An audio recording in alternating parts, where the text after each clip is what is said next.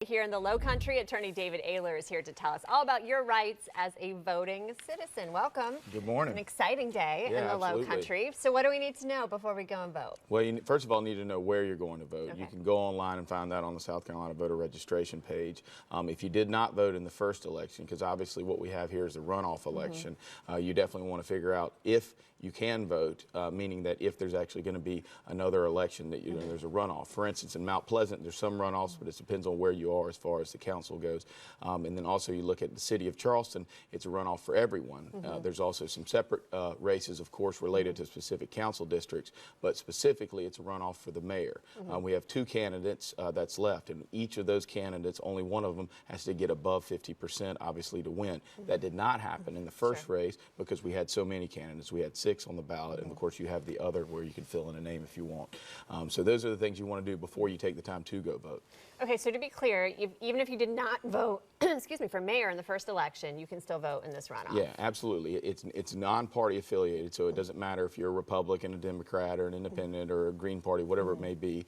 And also, it does not make a difference. So, like, it's not one of those things where if you didn't come to the first one, you can't come to the second one. We had a pretty low voter turnout considering it's really low, it was like around 25%. This is going to be the first new mayor we've had in the city of Charleston in 40 years. So we're really encouraging everybody to come out, again, regardless of whether or not you came out the first time, and maybe you hadn't even listened to a lot of the issues or the debates and things that have come up. You can still go online, look at both candidates, make your choice, and then go take a few minutes out of your day to go vote. You know, it's such a big deal. We always say it's so important to vote, but I think people, I don't know, you complain about things that you don't like about the city, and then they didn't vote in the last election. So right. That's why it's so important to get out there and voice. It's even more important this time simply because of the fact that we have a new mayor, so a new regime is going to be coming into the city of Charleston. And we're looking forward to, hopefully having a great turnout. Hopefully this weather will continue to be good comparatively to our last time. Last time was kind of rainy and nasty outside. I also want to clarify, I live on James Island, which gets murky whether you're city or county residents. And I saw when I was at the polls, a lot of people who were upset because they weren't city residents. So that's something that you can go and check online ahead of time. Yeah, you definitely need to go check that online because obviously some of it's incorporated and some of it's not. So it's determined whether or not you're in there. Obviously in your West Ashley downtown, that's going to be different. Johns Island as well, all going to be in the city of Charleston.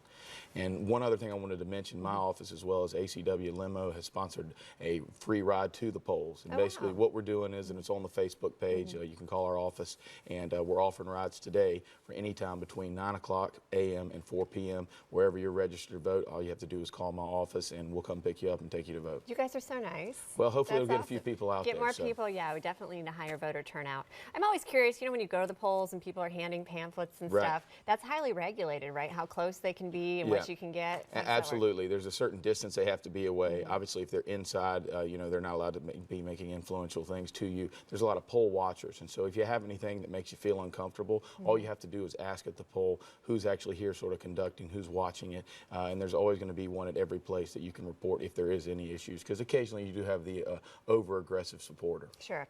So bottom line, before you go, what are things that we need when we go to the polls? Do you need your ID or a voter card?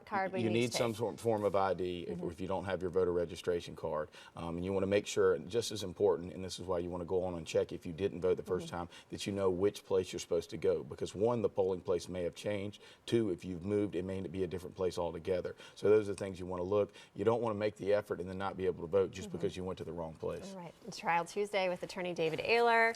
Said it. Get out there and vote today. Come on out. Give us a call if you need a ride. He will take you there. Are you going to drive personally? Absolutely. A couple of them, maybe, if you're lucky. Hey, stick with us. We've got much more on Low Country Live in just a moment.